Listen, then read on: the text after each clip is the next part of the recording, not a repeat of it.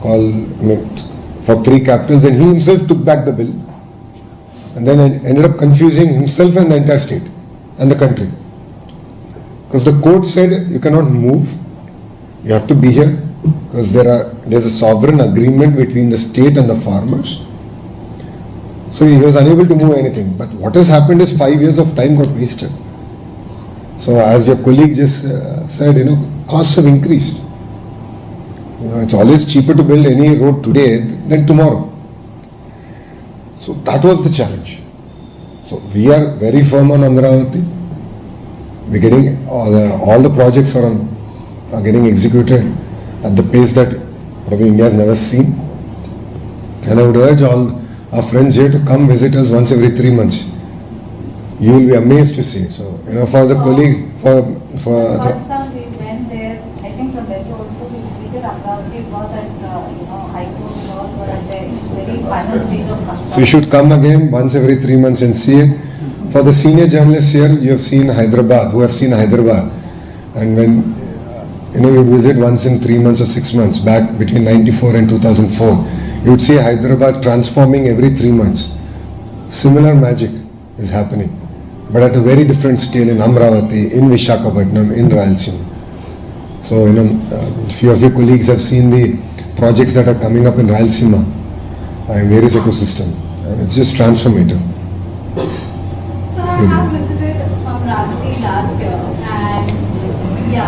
and the urban development minister as well. So a lot of these meetings were happening at Vijayawada. So I have 3 questions particularly. First off, you've set the timeline for 2 years in terms of the development, especially the blueprints for the legislative and the secretariat look amazing. So how do we go about in terms of 2 years making Amravati a capital city in competition with Hyderabad or any other metro city? Why would someone want to move to Amravati? What would be the incentive, especially in terms of employment? Second, you've spoken of it as the quantum valley. What is this? How are we looking at making Amravati a quantum valley? And third, since it is on the banks of the river Krishna, is there a Krishna conservation plan in mind? Now to your first question, if you look at it, we don't look at Amravati merely as a judicial or an executive or legislative capital alone. We look at Amravati being the economic engine that will drive Andhra Pradesh.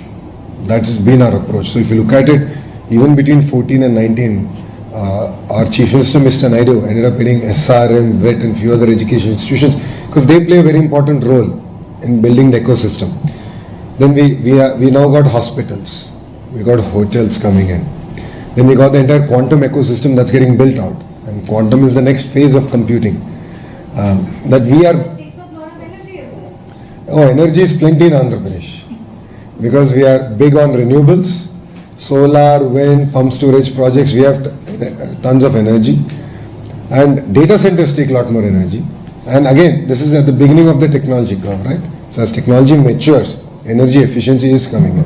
And we're seeing new next generation chips which are consuming a lot less energy than their predecessors. So it's an evolution process.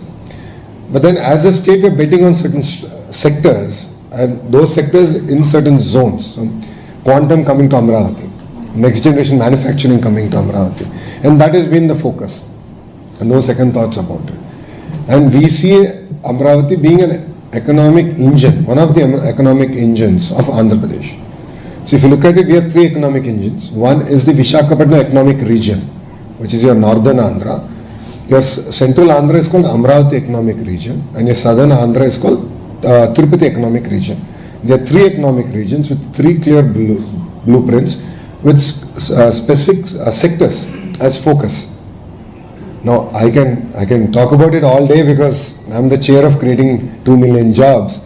So it's a huge project that we're doing which requires a lot of planning in terms of social ecosystem, education, manufacturing, testing, so on and so forth. And we're building this ecosystem through and through the entire state. So we are doing something that I believe that India has not seen. So imagine we are building a glass city which is going to be a world-class manufacturer of just glass. which only two places in the world. One is Germany, which is known for it, and the other is China. And we are attempting it. From mine to glass. Because we have silica resources also. So that has been our approach. So we see this as an economic, one of the economic regions. As far as River Krishna is concerned, of course we are going to protect. No second thoughts about it. We are going to follow all the regulations that are laid forward in spirit. And we will protect River Krishna. Sorry, please start in this. I think Nidhi has last question. No, one second. One second. So you said that you acquired land and you'll be completing the city in the next 3 years. Yes. So why is there a second batch of acquisition that is taking place? And are you worried about the farmers' protests? Absolutely not. There are no protests. There are no protests.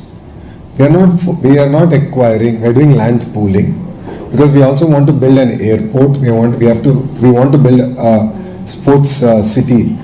So therefore, we will require further land. How much land? So That is about close to 9,000 acres. It is not what YCP claims, which is 30 odd thousand acres. It is not that. So it's quite clear. already right now Amravati phase 1, if I can just say, that is about 54,000. No, 35,000 acres of land has been pooled from farmers. There are pockets of forest land and so on and so forth. So while opposition adds all that and creates a larger number, the matter of fact remains is 35,000 acres have been pooled from the farmers. And next phase we are doing is about 10,000 odd acres. That's And it. that's only for the airport. Airport, the sports city. And yes. And there are no protests in Andhra Pradesh. See, this government is a democratic government. Anyone has an opinion, they can come sit with the government across the table like how we are sitting and we are willing to have a conversation. There are no 144 section, there are no house arrests in India. That is all the relics of YCP. So they are known for house arrests, they are known for cutting down trees on the roads when the chief minister goes, and they put screens, pardas, while he's traveling. Our chief minister does not do it, our deputy chief minister does not do that. Yeah? So last question about the tendering process. Yes. And there was a Swiss model adopted by the DTP government. Will that continue unmodified for that? We have completed all our tenderings. The tenders are all completed. It's done in a very transparent manner. They've been awarded to companies with robust track record because one, we have to deliver it on time. Two, and most important thing is deliver the quality because whatever we build should last for a few centuries. So already the process is done. But we are not doing I don't know what's the right word. The erstwhile administration has done, things like reverse tendering and all that, just ended up wasting time, and in the whole process we ended up spending more money. So Polavaram is a great example of it. Like they did reverse tendering, and then there was a flood. It got hit, damaged, and we ended up now costing us close to 6,000 crores of more money to be spent. It's the most ridiculous decisions.